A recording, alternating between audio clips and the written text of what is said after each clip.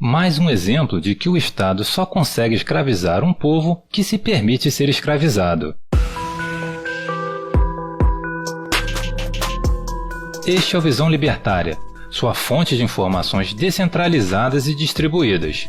Esse artigo foi sugerido e escrito por Deixa Dilson, revisado por Rafael Dufra e narrado por Luiz Edilé. Cherán é um município mexicano com uma população de cerca de 18 mil habitantes, a maioria indígena descendente da tribo Purépecha. É localizado no estado de Michoacán, na região centro-oeste do México, considerado um dos estados mais sangrentos do país. O flagelo de Cherán eram os chamados talamontes, madeireiros clandestinos que atuavam sob o comando de máfias maiores e aterrorizavam a cidade, extorquindo comerciantes, cometendo assassinatos, sequestros, estupros e desmatando as florestas comunais da região, que são vitais para a economia e a cultura do local. Esses ladrões de madeira desfilavam pelas principais ruas da cidade em caminhões carregados de toras de pinheiro recém-cortadas das florestas ao redor da cidade, portando armas e ameaçando qualquer um que os encarasse. A cidade era cercada por 27 mil hectares de bosques, dos quais 20 mil foram devastados pelos madeireiros clandestinos, deixando apenas 7 mil hectares com árvores ainda de pé. E devido ao desmatamento, a fauna local também começava a desaparecer. A comunidade já havia abordado as autoridades estaduais e municipais em repetidas ocasiões pedindo ajuda, todas elas sem sucesso. Rafael Garcia Ávila foi um dos que resistiram.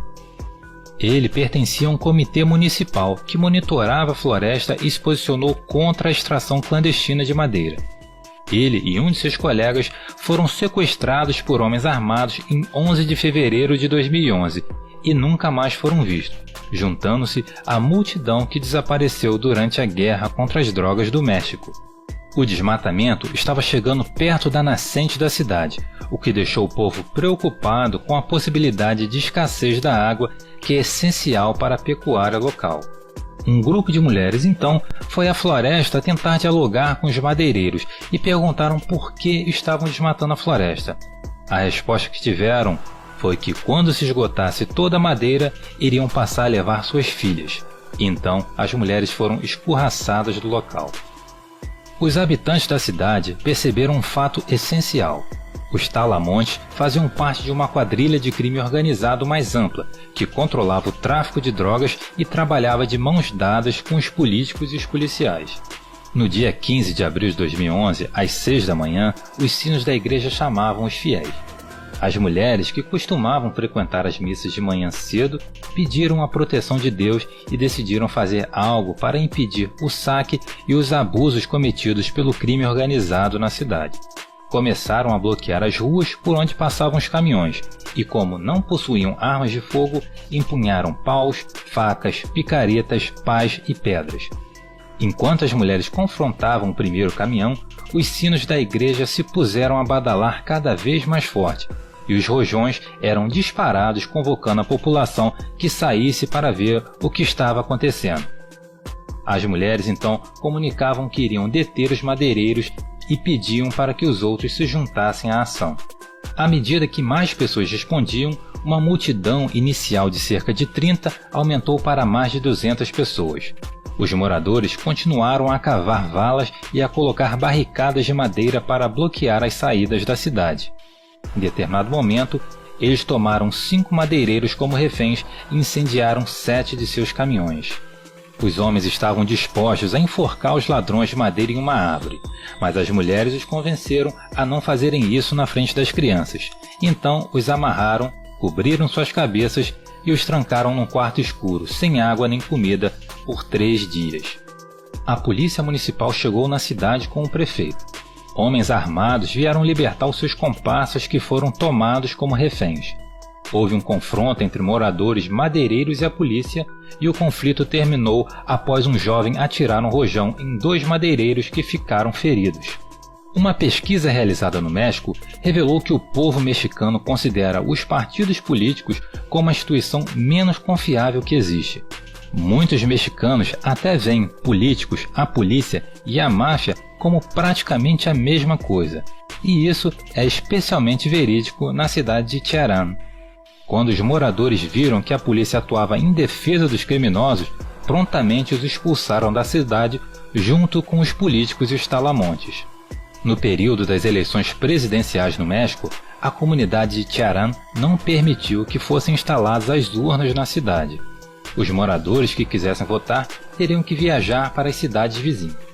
Todos os partidos políticos foram banidos e qualquer espécie de campanha e propaganda política foram proibidas. Diferente de todas as cidades do México, em Cherán não havia nada de panfletos e santinhos espalhados no meio da rua. Nada que lembrasse aquele circo que é uma eleição presidencial. O povo purépecha de Cherán reconhece que os políticos apenas dividem a população, colocando as pessoas umas contra as outras. Eles sabem que democracia é a luta de todos contra todos, que leva um grupo a agir apenas com o objetivo de antagonizar o outro grupo. Leva um grupo a ser contra alguma coisa apenas porque o outro grupo, tido como inimigo, é a favor, esquecendo do que realmente importa. Mas o povo de Cherán acredita que devem se unir para resolver seus problemas em comum. Os moradores afirmam que a vida em Cherán melhorou em todos os sentidos depois que expulsaram o prefeito e os partidos políticos. Os habitantes afirmaram que isso foi a melhor coisa que poderiam ter feito.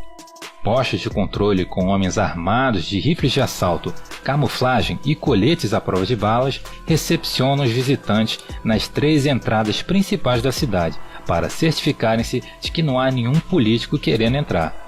Qualquer tipo de adesivo ou algo relacionado com partidos ou propaganda política são arrancados e confiscados dos carros que desejam entrar na cidade. A floresta está sendo regenerada por um viveiro de árvores onde pinhas são cultivadas em mudas, como parte de um esforço para reflorestar as encostas. Já foram plantadas milhões de árvores jovens de 3 variedades de pinheiros, e a cidade só permite a utilização de toras derrubadas por tempestades ou outras causas naturais. E esquadrões especializados também patrulham a floresta fiscalizando a extração da madeira. O governo do México reconheceu o município como autônomo. Como a maioria da população é constituída de índios purépecha, o governo federal os concedeu o direito de se organizarem segundo seus usos e costumes. O município ainda recebe recursos dos governos federal e estadual, mas pelo que parece, a comunidade local é totalmente livre de impostos. Em cada um dos 172 quarteirões da cidade, os moradores instalaram fogueiras ou fogatas, que foram utilizados originalmente para impedir a passagem dos caminhões dos madeireiros. A comunidade se reúne em torno dessas fogatas para comer e discutir todo tipo de assunto. Cada um dos 4 bairros da cidade é responsável por apontar 3 conselheiros sem que estes tenham se candidatado e que formarão o Conselho Geral com 12 integrantes. Esta é uma maneira de governarem a si próprios semelhante à praticada por seus antepassados. Tudo então é decidido a nível da comunidade de forma descentralizada e não por uma autoridade superior.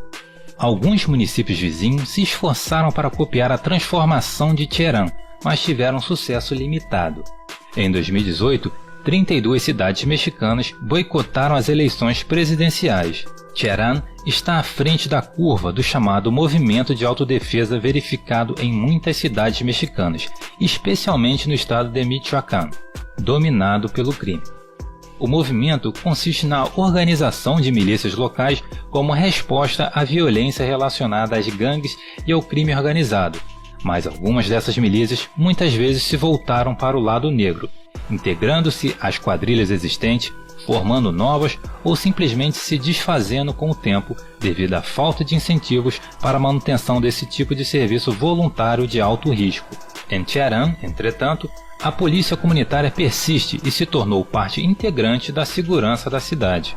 Em cidades a apenas 10 km de Cherán, assassinatos e sequestros são comuns, mas em Cherán passam-se anos seguidos sem um único relato de homicídio, sequestro ou desaparecimento.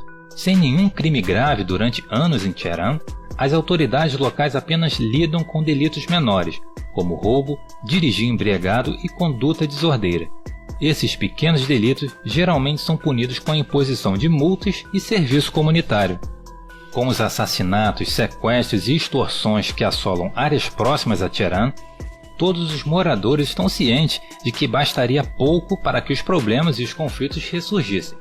O governador de Michoacán ameaçou publicamente reverter o sistema de autogoverno da cidade com um processo judicial, mas a comunidade está realmente vigilante, sempre conscientizando-se uns aos outros nas fogatas, nas rádios locais e com mensagens escritas nos muros por toda a cidade, afirmando que os partidos políticos são o inimigo e alertando da importância de a comunidade defender e conservar a sua liberdade recém-adquirida. Alguns poderão dizer que o povo de Tehran não é um povo anarquista de verdade, porque ainda recebem recursos de governos estatais e porque ainda são escolhidos conselheiros como autoridades representantes. Outros dirão que são sim legítimos anarquistas, pois lutaram bravamente e conquistaram um alto grau de liberdade, muito maior do que o de outros povos, já que não pagam impostos e odeiam políticos com todas as suas forças. Haverão links na descrição desse vídeo para que vocês deem uma olhada e então formem a opinião de vocês a respeito. E mais uma vez, quando um estatista afirmar que nenhum povo pode ser livre sem um exército profissional, lembre-se de mais esse relato de quando um grupo de senhoras em uma pequena localidade mexicana expulsou toda a escória do crime organizado de sua cidade, fossem eles traficantes, policiais ou principalmente políticos. Obrigado por sua audiência. Se você gostou desse vídeo, clique no ícone de curtir abaixo e compartilhe o vídeo em sua rede social. Se você deseja ser notificado de outros vídeos, clique em se inscrever e depois no ícone de campainha. Até a próxima!